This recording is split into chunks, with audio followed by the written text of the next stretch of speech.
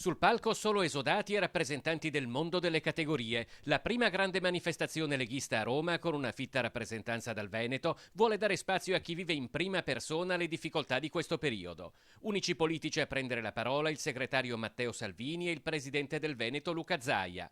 Duro l'attacco al governo Renzi, autore di una politica economica che più che ai risultati si affida alla propaganda, secondo Zaia. Se il governo dà qualcosa ai cittadini, poi lo riprende con gli interessi.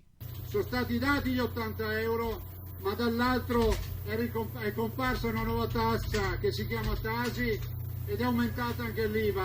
Inevitabile il riferimento a quei 21 miliardi di tasse che annualmente lasciano il Veneto con destinazione Roma. Un contributo di solidarietà accettabile se venisse effettivamente devoluto a quei 6 milioni di italiani che vivono situazioni di difficoltà e non, denuncia Zaia, per ingrassare chi di soldi non ha bisogno.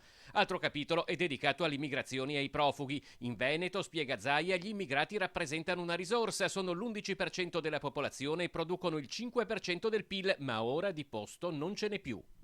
Io ringrazio quei prefetti che si sono ribellati a Roma in Veneto, che hanno detto no, basta immigrati, basta profughi in Veneto.